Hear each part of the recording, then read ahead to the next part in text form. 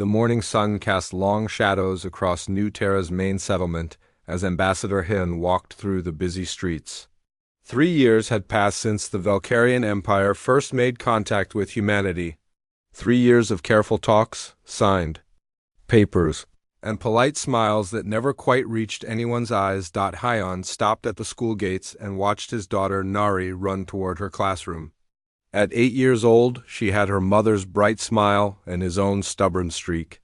She waved goodbye without looking back, her small backpack bouncing as she joined her friends. Still worried about her? Captain Minho approached from behind, his military uniform crisp despite the early hour. Every parent worries, Hyon replied, but these days I worry more. The two men stood in comfortable silence, watching the children play in the schoolyard. Human children laughed and chased each other around the swings.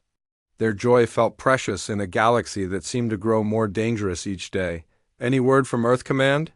Hyon asked. Minho's face darkened. The Valkyrians are moving ships. Near our border systems? More than they need for normal patrols, Hyon nodded slowly. He had suspected as much.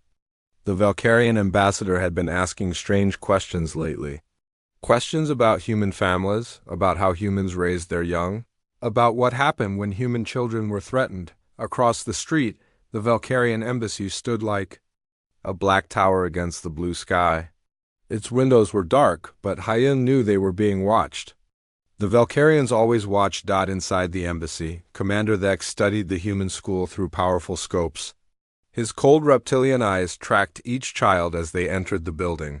For months he had been gathering information about human behavior, looking for weaknesses his empire could use. The humans were strange creatures. They formed deep bonds with their offspring that lasted well into adulthood. Valkyrian young were raised in group homes, taught to be strong and independent. From birth, weak children were simply left behind. It was the natural way, but humans were different. They protected their young at all costs. They would sacrifice themselves for children who could not even fight back. Thex found this behavior both foolish and useful. Sir, the surveillance reports are ready, his aide announced. Thex turned from the window. What have you learned? The humans check on their children constantly. Parents walk them to school every morning. Teachers count them multiple times per day. If even one child is missing for a few minutes, they start searching immediately. Interesting, Vex hissed. And if something happened to these children? Based on our psychological profiles, the humans would do anything to get them back, even surrender their colonies. Vex smiled, showing rows of sharp teeth. The humans thought their love for their young made them strong. Soon they would learn it made them weak. At the school, teacher Gina was starting her morning class. She had taught human children for 10 years, but never on a colony world with aliens so close by. The Valkyrian observers made her nervous. They came to the school twice a week, always asking to watch the children during lessons. Today we're going to learn about the solar system, Gina announced to her class of 25 students. Nari raised her hand. Miss Gina, why do the lizard people always watch us? Several other children turned to look at the Valkyrian standing in the back corner. He was tall and covered in dark green scales, wearing the uniform of their diplomatic corps. His yellow eyes never seemed to blink. They're learning about human culture, Gina explained, though she wasn't sure she believed it herself. Now, who can tell me how many planets are in our system? The day continued normally, but Gina noticed how the Valkyrian observer took notes every time the children played together or helped each other with their work. He seemed especially interested when parents arrived to pick up their children at the end of the day. That evening, Hyon sat in his office reading reports from other human colonies. The pattern was becoming clear. Valkyrian cultural observers had been placed near schools and family centers across human space. They all asked the same questions and took the same kinds of notes. Captain Minho knocked on his door. We need to talk. Come in, Hyon said, closing the reports. Minho sat down heavily. I just received a coded message from Earth Command. Intelligence says the Valkyrians are planning something big. Something involving civilian targets? Our children? It's possible. Admiral Yoon wants all colony defense forces on high alert. She's also sending additional ships to patrol our borders. Hyan felt a cold fear settle in his stomach. How long do we have? Unknown, but Hyan, if they're really targeting our kids... No. Hyan stood and walked to his window. He could see the school in the distance, dark now except for the security lights. We need to warn the families without causing panic. Already working on it? We're increasing security around all schools and residential areas, making it look like routine upgrades. That night, Hyan tucked Nari into bed and read her favorite story about brave space explorers. She fell asleep quickly, trusting that tomorrow would be just like today. Safe and normal and filled with friends and learning, but as Hyan turned off her bedroom light, he made a silent promise. If anyone tried to hurt his daughter or any other human child, they would learn what humanity was really capable of. They would discover that a parent's love was not weakness, but the most dangerous force in the galaxy. In the Valkyrian embassy, Commander Thex finished reviewing the final surveillance reports. The plan was perfect. The humans had given them everything they needed to know. Their attachment to their offspring was complete and absolute. Tomorrow, he would send his recommendations to the High Command. Operation Soft Strike would begin within days. The humans would surrender quickly once they understood the price of resistance. Thex looked out at the sleeping human settlement and felt satisfied. War was about finding your enemy's weakness and using it against them. The humans had made it easy by wearing their weakness on their sleeves. He had no way of knowing that humanity's greatest strength often looked exactly like weakness to those who had never experienced true love. The Valkyrians were about to learn a lesson that would echo across the galaxy for generations to come. The children of humanity were indeed their most precious treasure, but some treasures were worth any price to protect. The attack came at 0800 hours, just as children across 12 human colonies were starting their school day. Nari was practicing her writing when the first explosion shook the ground. "Get under your desks," Gina shouted to her students. The windows rattled as more blasts echoed from the direction of the spaceport.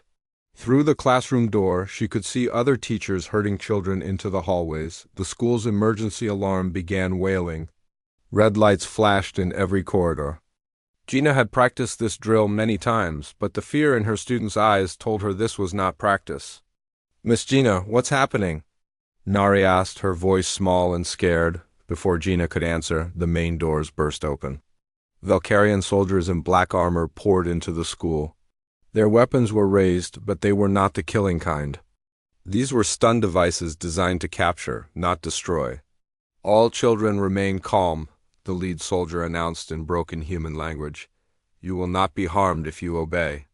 Gina stepped in front of her students. "You cannot take them. They are just children." The Valkyrian pushed her aside with casual strength. "Children are exactly what we want." In the colony's defense center, Captain Minho watched his screens in horror. Valkyrian ships had appeared without warning, targeting schools and family housing areas while ignoring military bases entirely. His defensive weapons were useless when the enemy was already inside civilian zones. "Sir, we're getting reports from 11 other colonies," his communications officer reported. "Same pattern everywhere. They're taking the children." Minho slammed his fist on the control panel. "How many ships do we have in range?" 3 patrol vessels. "But sir, if we fire on them while they have hostages... I know." Minho's jaw tightened. The Valkyrians had planned this perfectly. They had studied human nature and found the one thing that would paralyze their response.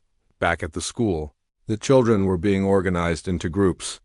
The younger ones cried for their parents while the older students tried to comfort them. Nari found herself holding the hand of Kwan, a 6-year-old boy from the grade below hers.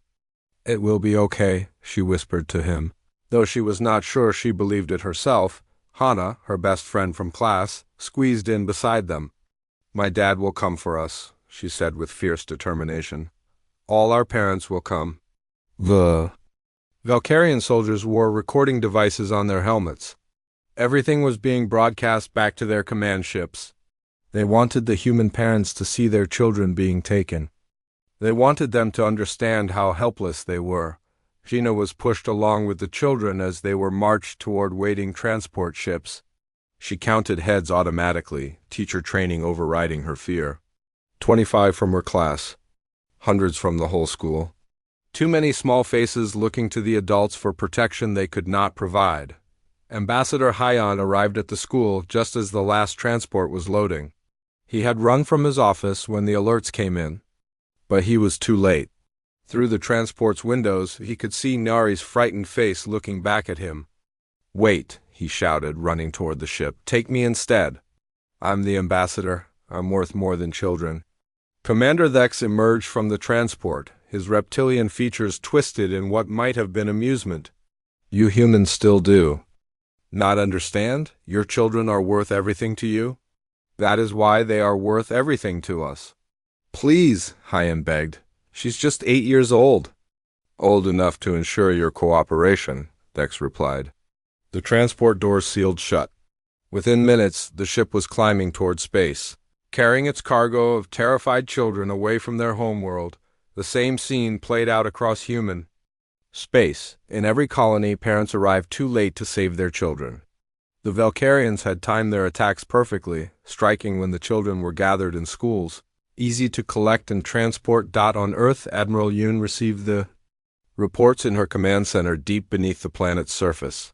Her staff watched in silence as she read each message. 12 colonies hit, over 3,000 children taken. The largest coordinated attack on civilians in human history. "Admiral," her aide spoke carefully, "the Valkyrian High Command is broadcasting a message on all frequencies. Put it through." The main screen flickered to life, showing a massive Valkyrian in ceremonial armor. This was High Commander Vex, ruler of the Valkyrian Empire. "Humans of Earth and the colonies," the alien's voice was cold and mechanical. "We have taken your offspring as insurance for your good behavior. You have 72 hours to withdraw all human ships and colonies from the disputed sectors. If you comply, your young will be returned unharmed. If you resist, they will be executed."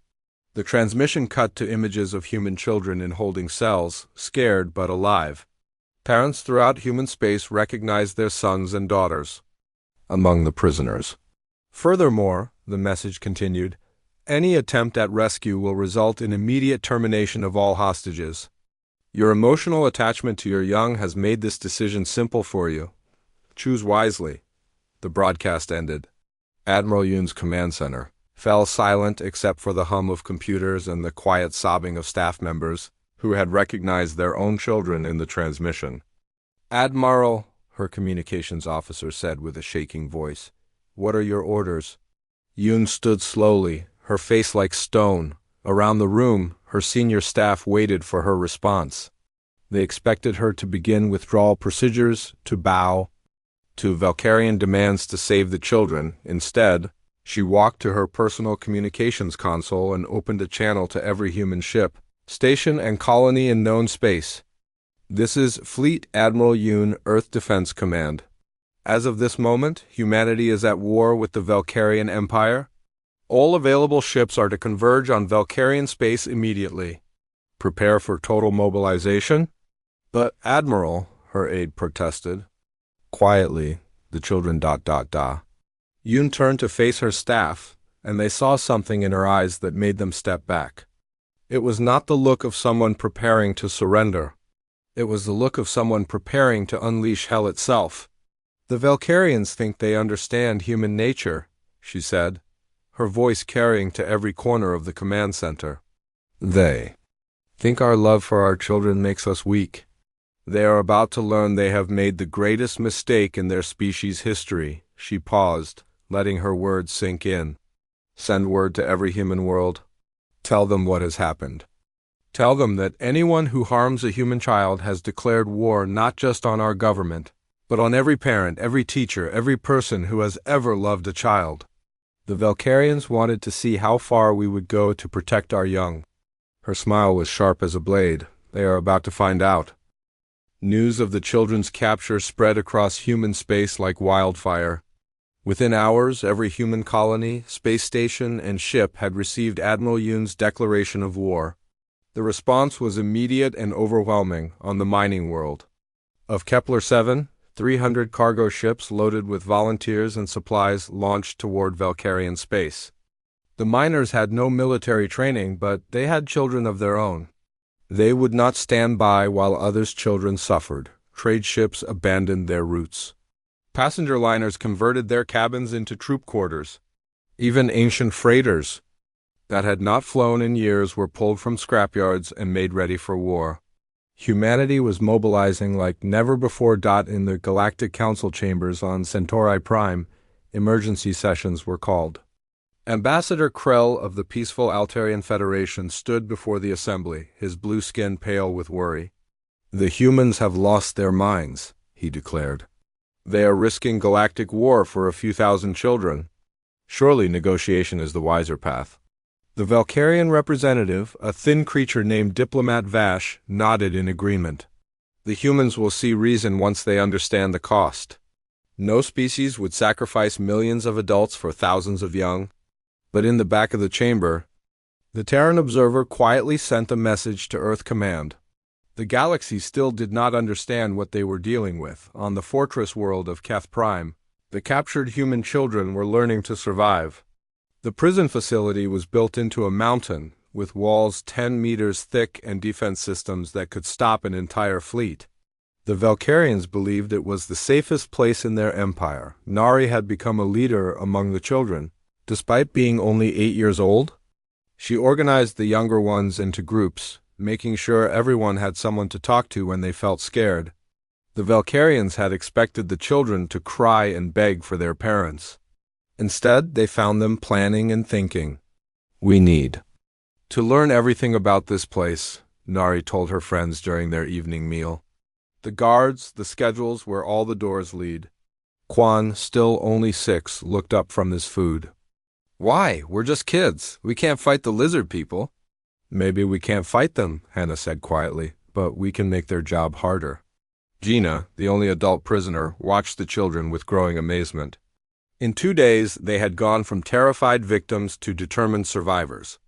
She began teaching them everything she could about the facility's layout and the guards' routines. The Valkyrian guards found the human children strange. Unlike Valkyrian young, who would compete with each other for food and advantage, the human children shared everything.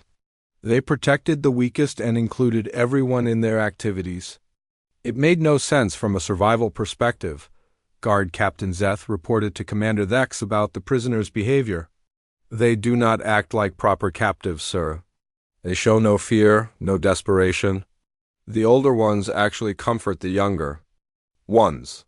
Thex dismissed the report with a wave of his clawed hand. "It does not matter how they act. Their parents will still surrender to save them." But the first cracks in Valkyrian confidence appeared when the deadline passed. 72 hours came and went, and the humans had not withdrawn a single ship. Instead, more human vessels appeared at the edge of Valkyrian space every hour. High Commander Vex received the reports in his throne room on the capital world. His advisors stood in nervous silence as he processed the information. "How many human ships are gathering at our borders?" he asked. "Over 10,000, sir, and more arriving constantly. They range from military destroyers to converted civilian craft." "Impossible. No species would risk so much for mere children." His intelligence minister, a scarred veteran named General Cox, stepped forward carefully. "Sir, perhaps we underestimated human attachment to their young. Our analysis may have been incomplete." Vex's eyes blazed with anger. "Are you suggesting our plan was flawed?" "I am suggesting the humans may be more dangerous than we thought." Meanwhile, Captain Minho led a small scouting team through the outer regions of Valkyrian space. His ship, the Defender, was fast and quiet, perfect for reconnaissance missions. His orders were simple: find where the children were being held and assess the defenses. What he discovered changed everything.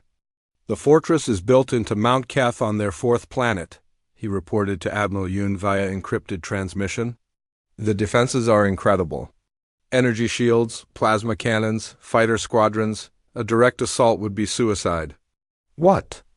About the children? Yoon asked. Can you confirm they're alive?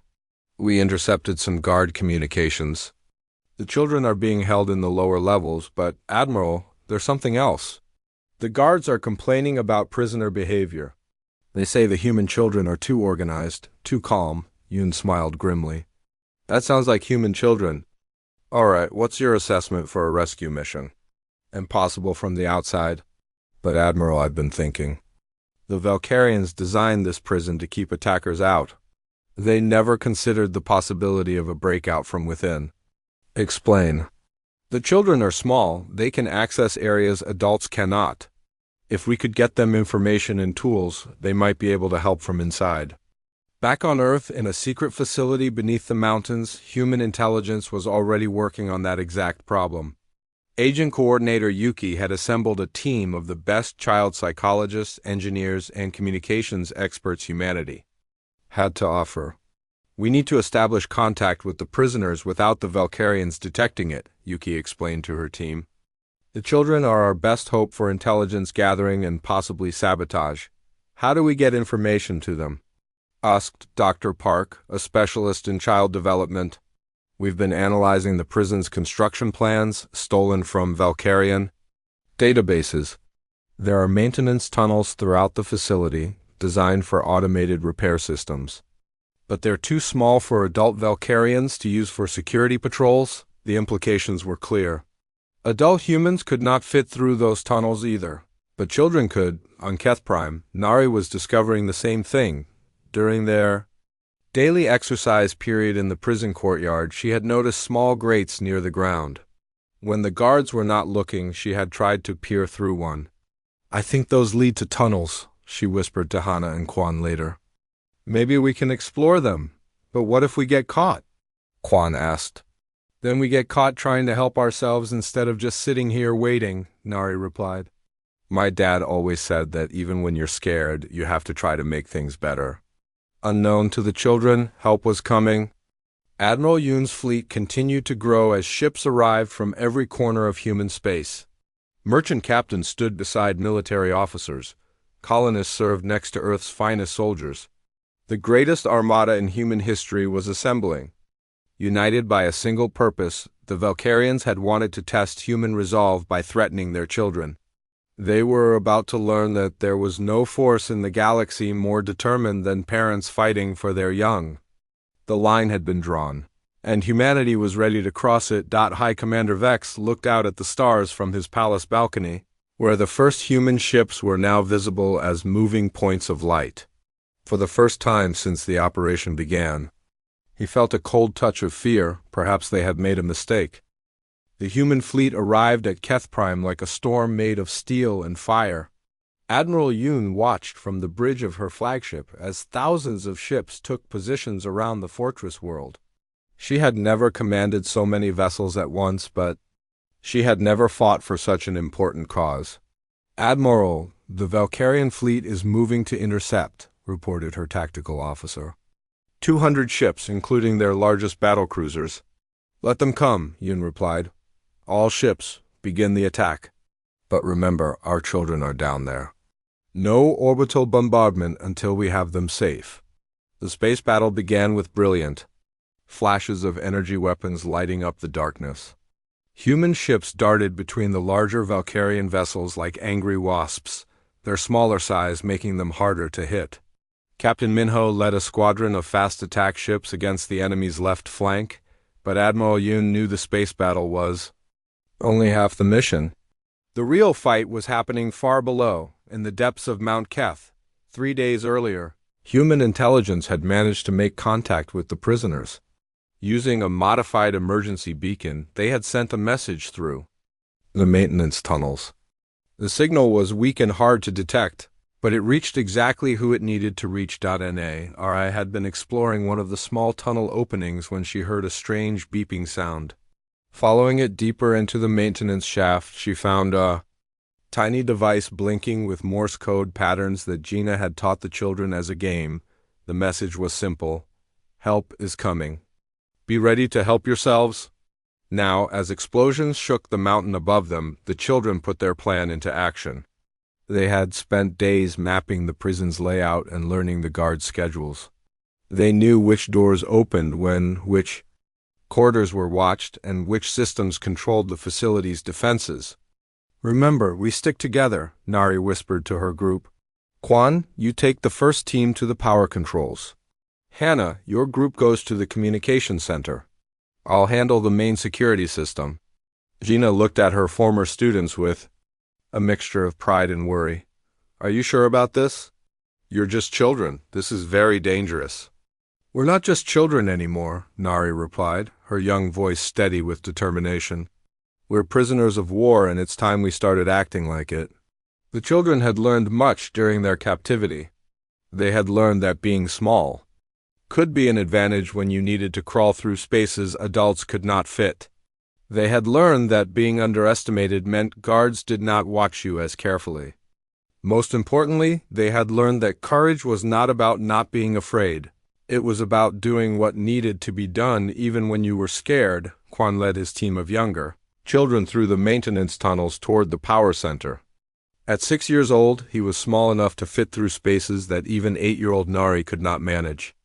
Behind him crawled 5 other children, each carrying tools they had quietly taken from maintenance carts. The power center was guarded by 2 Valkyrian soldiers, but they were watching the main entrance, not the tiny vent near the ceiling. Quan squeezed through the opening and dropped silently to the floor behind the massive power generators. His job was simple but crucial. When Nari gave the signal, he would shut down the backup power systems. This would cause the security doors to lock open and the alarm systems to fail. But timing was everything. Meanwhile, Hannah and her team were making their way to the communication center. Unlike Quan's group, they had to travel through regular corridors, pretending to be lost children looking for the bathroom. The guards barely paid attention to them. Children wandering around lost was normal in the prison. The Valkyrians had expected human young to be confused and helpless, so they did not worry when they saw small figures walking through the halls. "Excuse me," Hannah said to the guard outside the communication center, her voice small and frightened. "I can't find my way back to the others." The guard looked down at her with annoyance. "Go back the way you came, little human." "But I'm lost," Hannah said, tears starting to form in her eyes. "Can you help me?"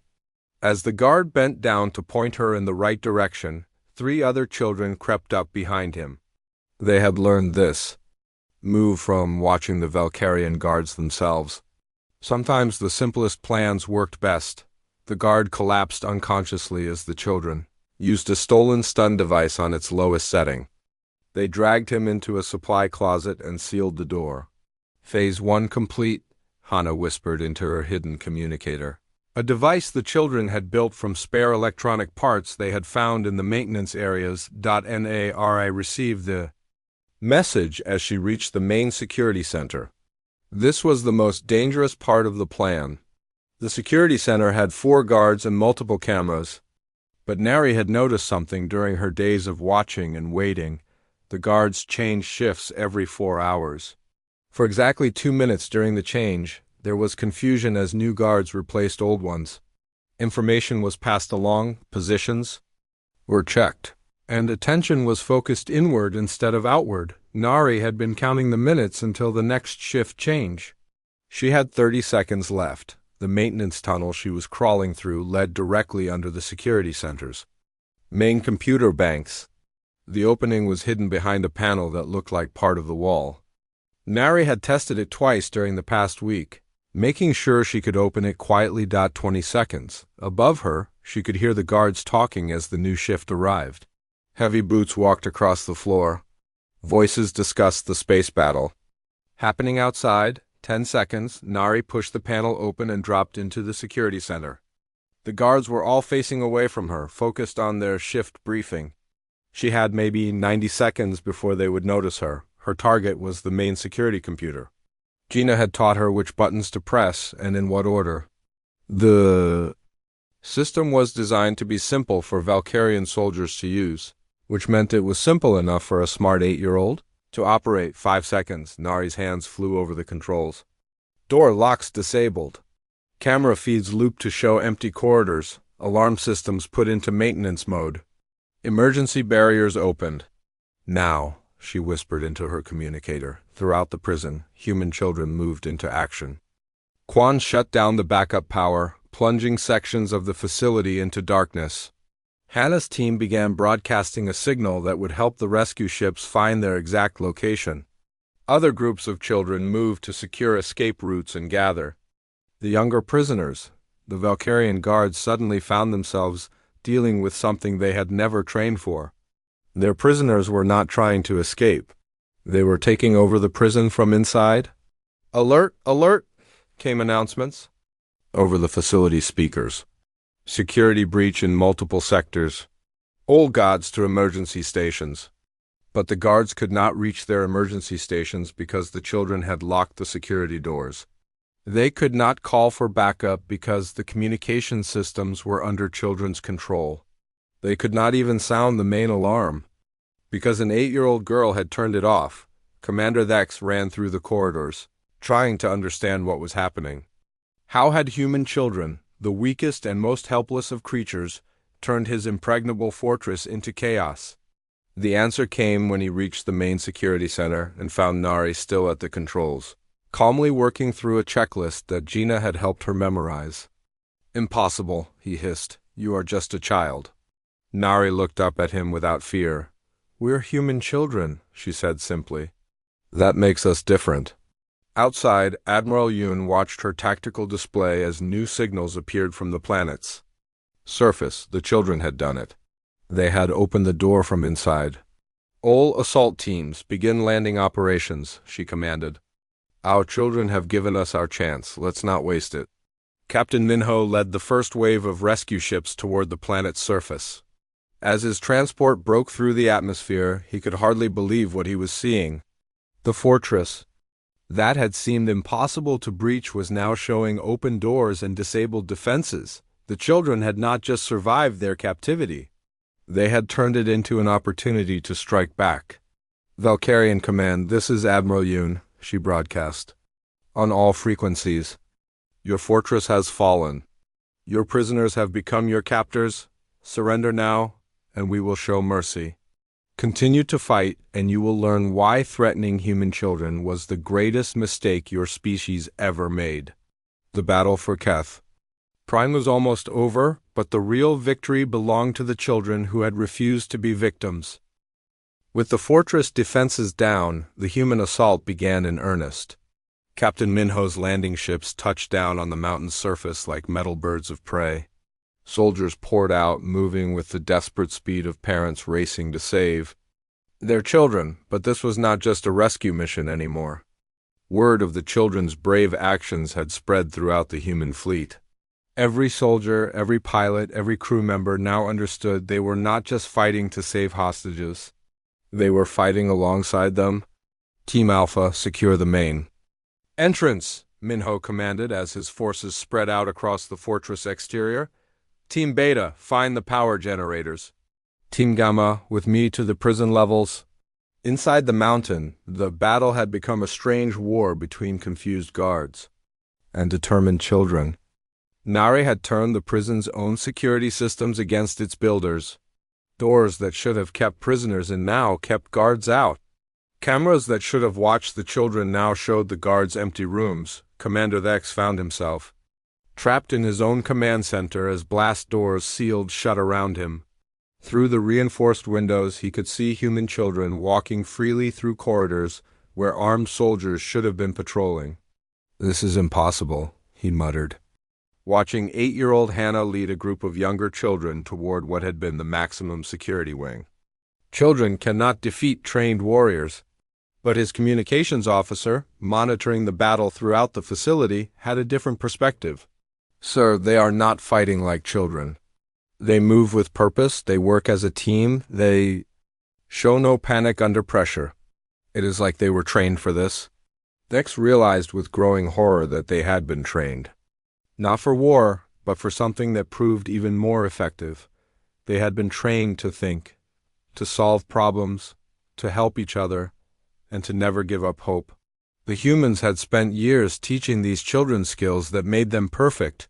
For exactly this situation, the first human soldiers reached the lower levels just as Gina was organizing the final prisoner evacuation. She looked up to see Captain Minho's familiar face appearing through the smoke and emergency lighting. "Miss Gina," he called out, "are the children safe?" "See for yourself," she replied, gesturing to where Nari was helping the last group of younger children toward the exit tunnels. "They saved themselves. And us." Minho stared in amazement as he watched human children as young as 5 years old moving with calm efficiency through what should have been a terrifying situation. They helped each other walk, carried supplies, and followed the older children's instructions without complaint. These were not the broken, traumatized victims he had expected to find. These were young people who had faced the worst their enemies could do and had emerged stronger. "How?" he asked. "They remembered who they are," Gina answered simply. "They're human children. That means they're braver than anyone thought possible." Above ground, the space battle was turning into a rout. The Valkyrian fleet had expected to fight desperate humans making suicidal attacks to reach their children. Instead, they faced a coordinated military force that fought with cold. Professional fury, Admiral Yun directed the battle from her flagship's bridge, but her attention kept returning to the reports from the planet below. Every update brought more incredible news about what the children had accomplished. "Admiral," her communications officer reported, "we're receiving surrender requests from 17 Valkyrian ships. They're requesting permission to withdraw from the system." "Denied," Yun replied without hesitation. "No one leaves until every human child is safely off that planet." The Valkyrian captain on the main screen looked shocked. "But Admiral, we offer our surrender. Surely that is enough." "You took our children," Yun said, her voice like ice. "You threatened to kill them. You used them as weapons against their own families. Surrender is not enough. You will stay here until we are satisfied that justice has been served." The captain's reptilian features showed confusion. "We do not understand. We are offering to end hostilities." "What more do you want?" "We want you to understand," Yun replied, "that taking human children was not just an attack on our colonies. It was an attack on our future, our hope, our reason for existing. You wanted to see how far we would go to protect our young. This is your answer." She gestured to the tactical display showing thousands of human ships surrounding the defeated Valkyrian fleet. "Every ship you see came here for our children. Cargo haulers converted to carry weapons. Civilian crews who have never fired a shot in anger. Miners and farmers and teachers who left everything behind because someone threatened human children." The Valkyrian captain's eyes widened as he began to understand the magnitude of what his people had unleashed. "We thought your attachment to your young made you weak," he whispered. "It makes us unbeatable," Yun corrected. "Because we will never stop, never give up, never accept defeat when our children's lives hang in the balance." Down in the fortress, the last pockets of Valkyrian resistance were surrendering. The guards had realized they were not just fighting human soldiers. They were fighting parents, teachers, and protectors who would show no mercy to anyone who had threatened children. Commander Thex was finally captured as he tried to escape through a maintenance tunnel, only to find it blocked by a group of 10-year-old human children who had anticipated his route. The sight of young Quan pointing a captured stun weapon at him with steady hands was more terrifying than facing an entire human army. "You," Thex said in disbelief, "you are just children." "We're the children you tried to use against our families," Quan replied with a maturity that seemed impossible in someone so young. "We're the children you thought were weak." As Thex was led away by human soldiers, he kept looking back at the children. They were not celebrating their victory or crying for their parents. They were helping the rescue teams organize the evacuation, treating injured guards, and making sure no one was left behind. These were not the helpless victims his intelligence reports had described. These were young humans who had inherited their species' greatest strengths, the ability to work together, to protect each other, and to never surrender in the face of evil. The evacuation took 6 hours. Every human child was accounted for, examined by medical teams, and reunited with their families. But as the reunion scenes played out across the human fleet, It became clear that both the children and their parents had been changed by the experience. Ambassador Hyun held his daughter Nari close, but he could see in her eyes that she was no longer the innocent 8-year-old he had said goodbye to. She had become something new, a young person who understood both the darkness that existed in the galaxy and her own power to fight against it. "Are you okay?" he asked her. "I'm different," she replied honestly. "But I'm okay, we all are." We learned that being scared doesn't mean you can't be brave. Around them, similar conversations were taking place as families reunited. The children had saved themselves, but in doing so, they had also saved something larger, humanity's belief in its own strength. As the human fleet prepared to leave Keth Prime, Admiral Yoon received a message from Earth Command. The Galactic Council wanted to negotiate a peace treaty. Other alien species were offering to mediate the dispute. What should we tell them? Her aide asked. Yoon looked out at the captured Valkyrian fleet, then at the transport ships carrying the rescued children back to their homes. "Tell them the war is over," she said. "But tell them the galaxy has learned something important today. Threatening human children is not a tactic. It is not a strategy. It is the one mistake that will unite every human in the galaxy against you." She paused, watching as the last transport cleared the planet's atmosphere. "And tell them that our children are not our weakness. They are our strength, our future, and our promise that we will never stop fighting for what matters most." The rescue was complete, but the lesson would echo through the galaxy for generations to come. 1 year after the Battle of Keth Prime, the galaxy was a different place. The Valkyrian Empire no longer existed as a military power. Their worlds had been placed under Galactic Council oversight, and their children were being raised according to new principles based on human child-rearing practices. Ambassador Hyun stood in the rebuilt school on New Terra, watching a remarkable sight. Human children played alongside young Valkyrians in the same courtyard where terror had struck a year ago. The former enemy's children laughed together, shared toys, and helped each other with their lessons. "It is still hard to believe," said the new Valkyrian representative, a young female named Kira, who had been chosen specifically because she had no part in the old military system. "Our children are so different when they are raised with care instead of competition." Hyun nodded, watching his daughter Nari help a small Valkyrian boy with his reading. She had grown in the past year, not just in height but in wisdom.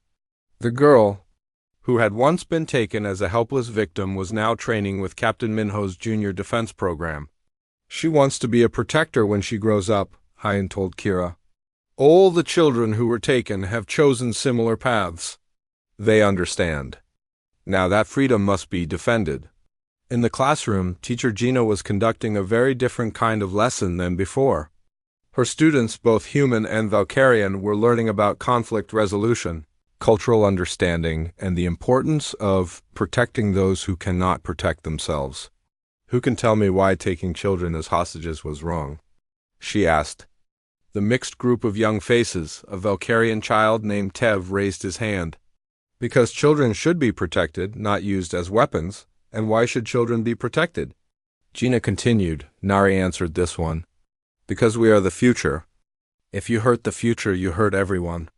The lesson was interrupted by a visit from Admiral Yoon, who had come to the school as part of her tour of the recovered colonies. The children gathered around her, both human and Valkyrian, eager to hear stories from the hero of Keth Prime. "Admiral," asked young Kwan, now 7 years old and still small for his age, "are there any more bad aliens out there who might try to hurt children?" Yoon knelt down to his level, her expression serious but kind. "There might be, Kwan, but they have all heard what happened when the Valkyrians tried it. The whole galaxy knows now that human children are not targets. They are protected by every human alive." She stood up and addressed the whole group. "You children taught us something important. You taught us that being young does not mean being helpless. You showed courage that inspired adults across the galaxy." A Valkyrian child raised her hand shyly. "Admiral, my parents say that before. Valkyrian children were trained to be hard and cold, but now we learn to be kind and brave like human children. Is that okay? That is more than okay, Yoon replied warmly. That is hope for the future. Later that day, Admiral Yoon met with the Galactic Council's special commission that had been formed to prevent similar conflicts. Representatives from dozens of species sat around a circular table, discussing new laws and treaties. The human protection protocols are now in effect, announced Council Leader Vex, an elderly being whose species had mediated galactic conflicts for centuries. Any attack on children of any species will be considered an act of war against the entire galactic community. It should not have taken a war to establish such an obvious principle, replied Admiral Yoon, but I am glad it now exists. The Altarian, Representative Ambassador Krell, leaned forward. Admiral, may I ask what humanity plans to do with its expanded military presence? Many species are concerned about human intentions after such a decisive victory, Yoon smiled. Our intentions are simple. We will protect our children, and we will help other species protect theirs. The human fleet that assembled at Keth Prime has not disbanded. It has become the Galactic Child Protection Force, operating under joint human and council authority. This was news to several of the representatives who exchanged worried glances. You mean to police the galaxy? Asked the Zorinthian delegate. We mean to ensure that what happened to our children never happens to anyone else's children, Yoon corrected. Humans learned something at Keth Prime. We learned that we will go to any lengths to protect the innocent. We also learned that children, when properly supported, are capable of protecting themselves. She activated a holographic display showing images of the rescued children, now a year older and training in various defense and leadership programs. These children are not victims anymore. They are the first graduates of our new Junior Protection Academy. They are learning that strength comes from unity, that courage can be taught, and that the best way to prevent future attacks on children is to make sure children know how to defend themselves and each other. The display showed Nari leading a group of mixed human and Valkyrian children through a team-building exercise. Kwan was teaching younger children basic electronics. Hannah was translating between human and Valkyrian students who did not yet speak each other's languages well. They look so normal, observed the council leader. Like regular children playing. They are regular children, Yoon agreed. But they are also living proof that underestimating children is a mistake no one should make twice. On the colony world of Kepler 7, Captain Minho was conducting the graduation ceremony for the first class of the Junior Protection Academy. 25 children, including all the survivors from Keth Prime, stood in formation wearing simple uniforms that marked them as certified junior defenders. You have learned skills that I hope you will never need to use, Minho told them. But more importantly, you have learned that protecting others is not just the job of adults. It is the responsibility of anyone who can make a difference. Nari stepped forward as the class representative. At 9 years old, she was still small, but she carried herself with the confidence of someone who had faced real danger and prevailed. Captain Minho, we promise to use what we have learned to protect those who cannot protect themselves. We promise to remember that being strong means helping others become strong too. And we promise that no child will ever again be used as a weapon against their family. The ceremony was broadcast across human space and beyond. Children on dozens of worlds watched as their age mates received recognition for courage under fire. The message was clear. Human children were not helpless victims waiting for adults to save them. They were the next generation of protectors. In the former Valkyrian capital, now under council administration, young Valkyrians were learning the same lessons. The species that had once considered children expendable until adulthood was discovering the power that came from nurturing and protecting their young from birth. Former Commander Vex, now working in rehabilitation programs, watched Valkyrian children playing cooperative games instead of competing for dominance. The sight still amazed him. I do not understand how we were so wrong, he admitted to his human counselor. We thought caring for children made a species weak. You confused. Weakness with vulnerability, the counselor explained. All children are vulnerable. That is why they need protection. But being vulnerable does not mean being weak. The human children prove that. They changed everything, Vex agreed. Not just for humans, but for all of us. As the sun set on, New Terra, Ambassador Hyon, walked home from the school where his daughter was attending an evening study group. The streets were peaceful, patrolled by joint human-Valkyrian security teams, who had been trained in the new protection protocols. He paused at a memorial that had been erected in the town square. It bore the names of all the children who had been taken with a simple inscription: they were not victims. They were heroes who showed the galaxy the true meaning of strength. Nari found him there when her study group ended. She took his hand and they walked home together, their footsteps echoing in the quiet evening air. "Dad," she said, "do you think what we did really change things? Or will other bad people try to hurt children again?" Hyon considered the question carefully. "I think there will always be bad people in the galaxy, Nari. But I also think they have learned that human children are not targets.